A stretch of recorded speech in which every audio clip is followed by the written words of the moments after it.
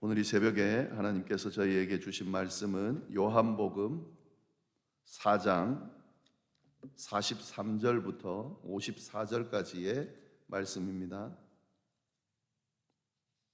요한복음 4장 43절부터 54절까지의 말씀을 우리 함께 교독하도록 하겠습니다.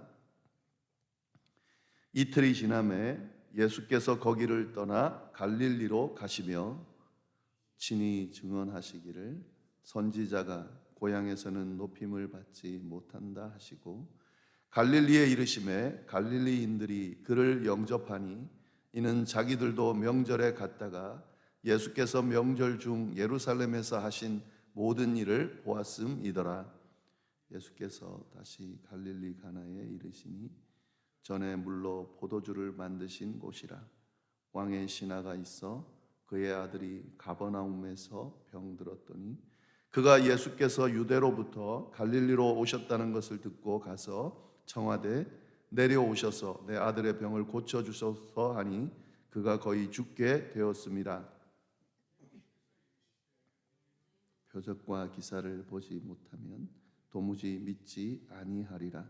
신하가 이르되 주여 내 아이가 죽기 전에 내려오소서.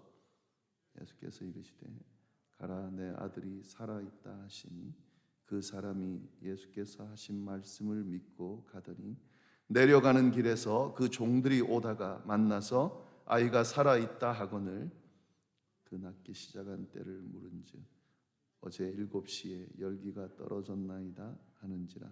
그의 아버지가 예수께서 내 아들이 살아있다 하신 말씀하신 그때인 줄을 알고 자기와 그 온 집안이 다 믿으니라. 이것은 예수께서 유대에서 갈릴리로 오신 후에 행하신 두 번째 표적이니라. 아멘. 네, 오늘 저희가 본 본문은 예수님께서 왕의 신하의 아들의 병을 고쳐주시는 그런 기적의 내용을 담고 있습니다. 이 기적을 통해서 하나님께서 우리에게 어떤 깨달음의 말씀을 주시는지 함께 보도록 하겠습니다. 먼저 43절 보시면은 이틀이 지남에 예수께서 거기를 떠나 갈릴리로 가셨다 이렇게 되어 있습니다.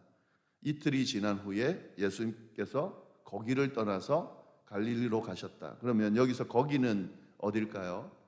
사마리아죠. 우리가 앞에 나오는 내용과 연결해 보면 거기는 사마리아입니다. 유월절 명절을 지키기 위해서 예수님께서는 유대 예루살렘으로 내려가셨고요. 그리고 이제 다시 자기가 거주하던 갈릴리로 돌아가려고 하는데 거기 가는 길에 사마리아가 있었습니다. 앞에서 나눴지만 유대인들은 이 사마리아인들과 상종하지 않았기 때문에 사마리아를 거치지 않고 돌아갈 수 있는 그런 길이 있었지만 예수님은 굳이 사마리아로 들어가서요 거기서 여인을 만나고 또 여인을 통해서 사마리아인들에게 복음을 전하셨습니다. 그리고 그렇게 이틀을 머문 후에 그 사마리아를 떠나서 갈릴리로 가셨다 하는 그런 의미입니다. 43절 말씀은요. 네, 그리고 44절 보면은 친히 증언하시기를 선지자가 고향에서 높임을 받지 못한다 하시고 예수님께서 이미 말씀하셨던 내용인데 이제 고향 갈릴리로 가면서 이 말씀을 하셨습니다. 근데 여기서 이제 예수님의 고향은 나사렛이죠. 갈릴리에 속해 있던 한 지역이기 때문에 지금 갈릴리로 가면서 이 말씀을 하고 계신 겁니다. 자기 고향 나사렛에서는 또 나사렛이 포함되어 있는 갈릴리에서는 선지자로 메시아로 인정받기 쉽지 않다라고 하는 이야기를 하셨는데 그걸 상기시키면서 그런 갈릴리로 예수님께서 가셨다 하는 거죠. 그런데 예수님께서 갈릴리에 도착했더니 의외로 사람들이 환영을 했습니다. 45절 말씀입니다. 갈릴리에 이르심에 갈릴리인들이 그를 영접하니 이는 자기들도 명절에 갔다가 예수께서 명절 중 예루살렘에서 하신 모든 일을 보았음이더라. 예상 밖의 반응이 나온 거죠. 고향 갈릴리에서는 인정을 받지 못하는데 도리어 환영을 했다는 거죠. 근데 그 이유가 나오죠. 갈릴리 사람들이 그들도 유월절을 지키러 예루살렘에 갔을 텐데 거기서 예수님께서 하신 모든 일을 보게 된 거죠.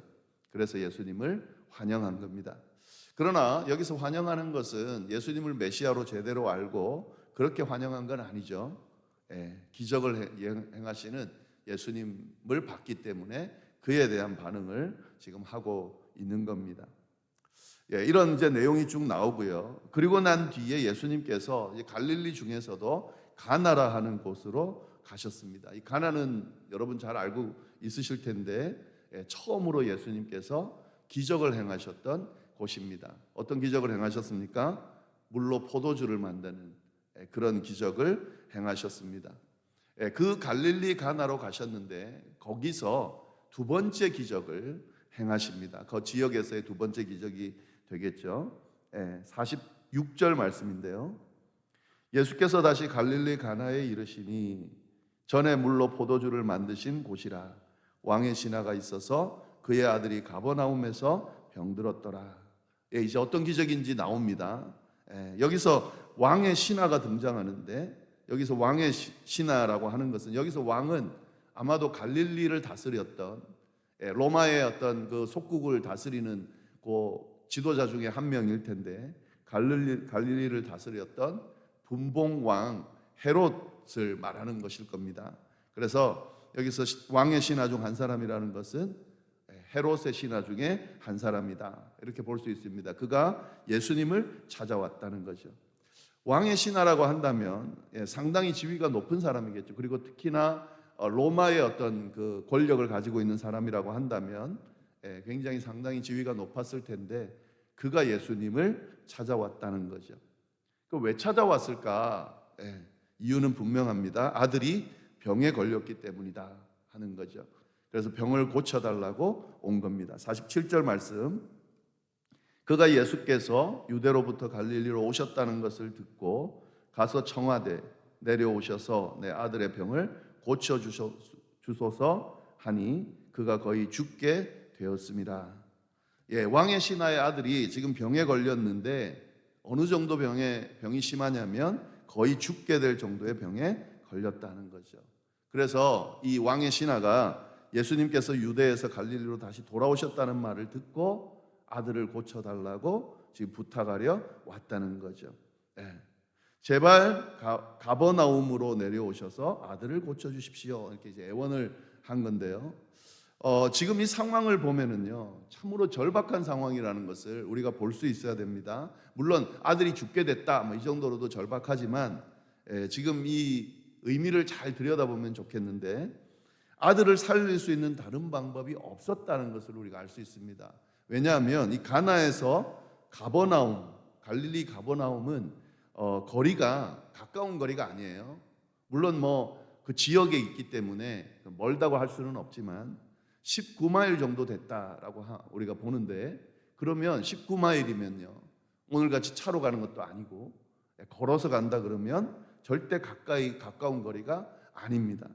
그런데 이 먼 거리를 예수님을 만나기 위해서 왔다는 거죠. 그러니까 그 주변에는 이 아들을 고칠 만한 그런 의사든지 그런 어떤 방법이 없었던 거예요. 그러니까 이 멀리까지 찾아온 거죠. 그러니까 어떻게든 예수님이 고쳐주실 것이라고 하는 희망을 가지고 있고요. 그래서 예수님께 찾아왔는데 지금 이 사람이 갖고 있는 생각은 뭐냐면 가버나움으로 예수님을 모시고 가서 아들을 고치게 하려는 그런 지금 생각을 갖고 있는 겁니다.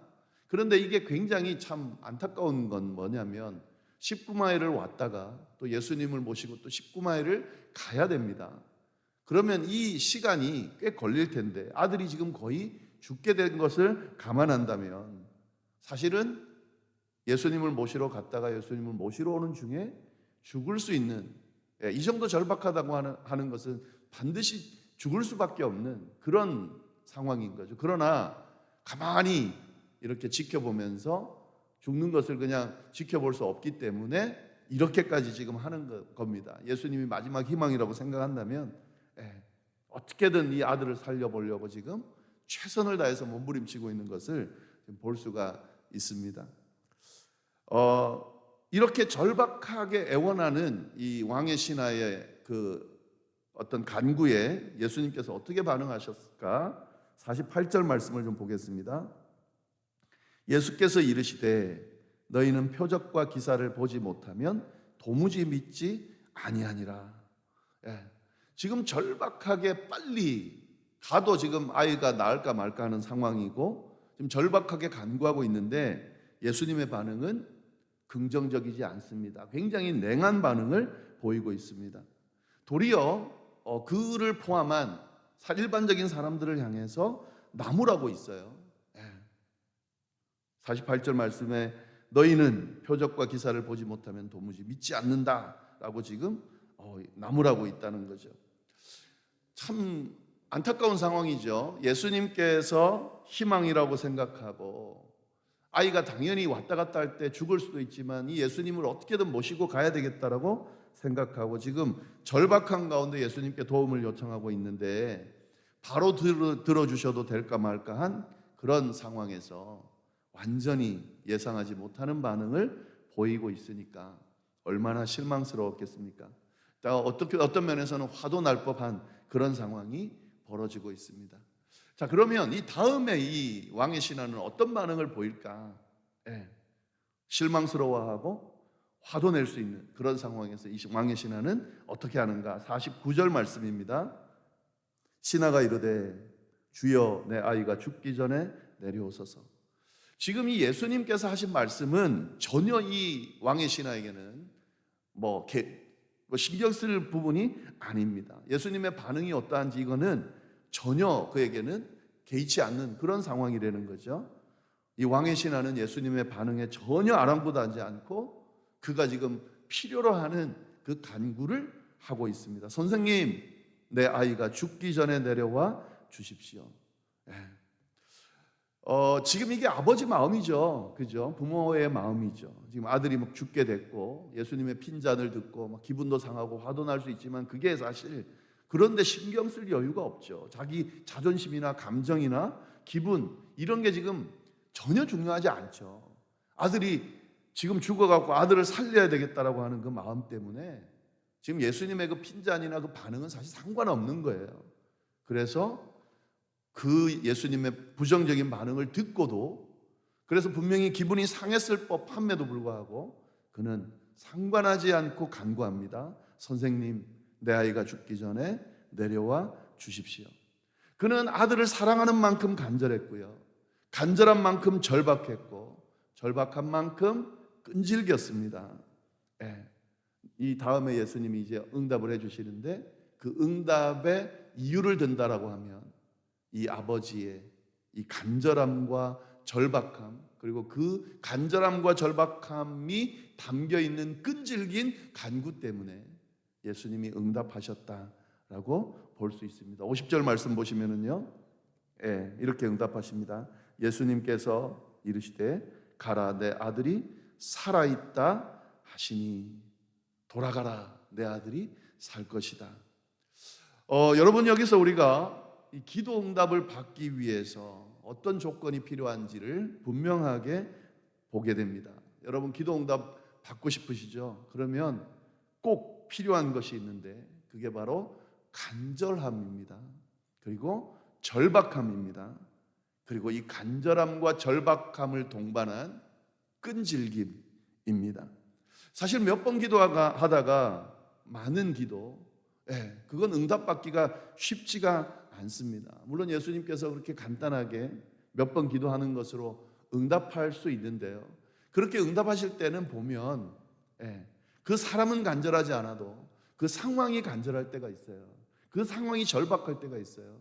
그럴 때는 예수님께서 하나님께서 바로 응답해 주십니다. 그러나 일반적으로 기도하고 우리의 기도를 응답받을 때에 필요한 것이 뭐냐면 간절하고 절박하고 그리고 그 간절하고 절박함이 당연히 끈질김으로 나타나겠죠. 여러분 간절한데 어떻게 몇 번 기도하고 말겠습니까? 절박한데 어떻게 몇 번 기도하고 그냥 말겠습니까? 그러지 않죠. 응답받을 때까지 그게 노라는 응답이 오더라도 끝까지 기도할 때에 그 기도가 응답이 되는 거죠. 올 한 해 여러분이 기도할 내용들이 많을 겁니다. 특히 새벽 기도회를 참여하는 분들은, 참석하시는 분들은 뭐 일상적으로 종교 의식으로 기도하는 분들도 있겠지만 기도하는 분이랄 거라 저는 생각이 듭니다. 여러분이 기도하실 때에 그것이 개인을 위한 기도든, 가정을 위한 기도든, 자녀를, 후손을 위한 기도든, 교회를 위한 기도든, 아니면 주변을 위한 중보의 기도든, 기도하실 때 꼭 한 가지 명심하고 기도하시기를 바랍니다. 그 영혼들을 향한, 그 기도 제목을 향한 여러분의 간절함과 절박함이 담겨 있어야 되고, 그리고 그 간절함과 절박함에 부응하는 끈질김을 가지고 지치지 말고 응답될 때까지 기도하실 수 있기를 바랍니다. 그러면 반드시 예수님께서, 하나님께서 응답해 주실 겁니다. 자, 그런데 한 가지 더 있습니다. 이 기도 응답에 있어서 지금 제가 중요한 이야기를 드렸는데 사실은 더 중요한 부분이 있습니다. 이 간절한 마음으로 끈질기게 간구한 왕의 신하의 기도에 예수님께서 응답을 하셨죠, 그죠? 그런데 그 응답이 이루어지는 과정을 한번 잘 보시면 좋겠는데요. 50절 말씀을 다시 한번 보겠습니다. 예수께서 이르시되 가라, 내 아들이 살아있다 하시니 그 사람이 예수께서 하신 말씀을 믿고 갔다. 여러분, 기도 응답은 이 간절함을 통해, 끈질김을 통해 하나님이 응답하실 텐데 그 응답이 이루어져야 응답이 되는 거예요. 근데 그 응답이 이루어지는 그 행위 중에 아주 중요한 건 뭐냐면 믿고 행하는 겁니다. 예수님의 말씀을 믿고 떠나갔다. 이게 왕의 신하가 기도 응답을 받은 핵심 내용이다 하는 거죠. 여러분이 예수님의 응답을 듣기 전에 왕의 신하의 태도를 한번 보시기를 바랍니다. 47절에 보면은 이렇게 예수님께 간구를 하죠. 청하되 내려오셔서 내 아들의 병을 고쳐주소서. 예수님께서 가버나움으로 내려오셔서 병을 고쳐달라 간구를 했습니다. 49절 말씀 보시면 신하가 이르되 주여 내 아이가 죽기 전에 어떻게 하라고요? 내려오소서. 지금 이 왕의 신하가 갖고 있는 생각은요, 어떤 생각을 갖고 있습니까? 예수님이 고쳐주실 건데 예수님이 가버나움으로 내려오셔야 고쳐줄 수 있다라고 지금 생각하고 있습니다. 그래서 지금 가버나움으로 내려와 달라고 하는 것을 고쳐달라는 것만큼이나 반복해서 지금 이야기하고 있다 하는 거죠. 자, 그러면 지금 예수님께서 이랬습니다. 가버나움으로 가서 고쳐달라는 이해, 그 응답으로 뭐라 그랬습니까? 내 아들이 살아있다. 가라, 내 아들이 살아있다. 같이 가겠다는 말씀을 하신 게 아니에요, 그죠? 내 아들이 살아있다라고 그냥 대답을 했습니다. 돌아가라, 내 아들이 살아있다. 자, 이 왕의 신하는 사실 선택을 지금 해야 되는 상황에 처한 겁니다. 예수님의 그 간구를, 대답을 듣고 자기가 원하는 답이 안 나온 거예요. 그리고 지금 자기가 원하는 대로 되어진 것이 아니에요. 그러면 어떻게 예수님께 반응할 수 있습니까? 예수님 직접 좀 가시죠. 가셔서 그걸 고쳐주셔야죠. 이렇게 간구할 수 있습니다. 그런데 또 한 가지는 뭡니까? 예수님의 말씀을 믿고 가라고 하시니까, 아들이 살았다니까 내려갈 수 있는 거죠. 이 두 선택 중에 이 왕의 신하가 예수님의 말씀을 믿고 그대로 행하는 선택을 했기 때문에 그 기도가 제대로 응답되었다는 사실을 우리가 잘 볼 필요가 있습니다. 우리가 하나님 앞에 기도할 때에 우리의 생각과 우리의 고집과 우리의 방법으로 하나님께 기도 응답을 받으려고 덤벼드는 경우가 있고요. 그리고 예수님께서, 하나님께서 우리에게 기도 응답하신 것들을 믿지 못하고 믿음을 가지지 못하고 의심하면서 기도하는 경우가 많이 있는데, 여러분, 그것은 기도 응답을 받을 수 있는 그런 좋은 방법이 아닙니다. 기도 응답을 제대로 받으려면요, 하나님께서 하신 말씀을 믿고 고쳐주시겠다, 고쳐주신다, 외면하지 않는다 라고 약속하신 말씀이 있다면 그 약속의 말씀을 믿고 기도하면서 기다리고 행하는 그런 믿음이 필요하다 하는 거죠. 그 믿음대로 되는 겁니다. 51절부터 53절까지의 말씀을 보시면은요, 내려가는 길에서 그 종들이 오다가 만나서 아이가 살아있다 하거늘 그 낳기 시작한 때를 물은즉 어제 7시에 열기가 떨어졌나이다 하는지라. 그의 아버지가 예수께서 내 아들이 살아있다 하신 말씀하신 그때인 줄을 알고 자기와 그 온 집안이 다 믿으니라. 왕의 신하가 집으로 이제 예수님의 말씀을 믿고 가는 중에 마중 나온 종들을 만나게 되고 아들이 살았다라는 소식을 듣게 됩니다. 그리고 그때가 언제인지를 물어보니까 어제 7시다. 우리 시간으로 하면 11시가 되겠죠. 오전 11시가 되겠죠. 그래서 그 시간이 딱 보니까 예수님께서 내 아들이 살아있다고 말씀하신 그때라는 것을 알게 된 겁니다. 그러니까 예수님의 말씀대로 된 거죠. 그래서 결국에는 그 예수님의 말씀대로 아이가 낳게 되고 그 기적으로 인해서 왕의 신하뿐만 아니라 온 집안 사람들이 다 믿게 되었다라고 하는 그런 내용입니다. 기도 응답의 핵심은 끈질기고 간절하게 절박하게 기도하는 거지만 진짜 핵심은 예수님의 말씀을 믿고 그대로 행하는 겁니다. 기적을 보고 믿는 게 아니고요, 믿고 기도하는 겁니다. 그럴 때에 기적이 일어납니다. 그리고 이런 기적이 일어나는 그 자리에는 예수님을 믿게 되는 역사가 일어나게 된다 하는 말씀을 오늘 말씀이 우리에게 이야기해 주고 있습니다. 이 말씀 가지고 올 한 해 기도하실 때에 이걸 지침으로 삼으실 수 있기를 바랍니다.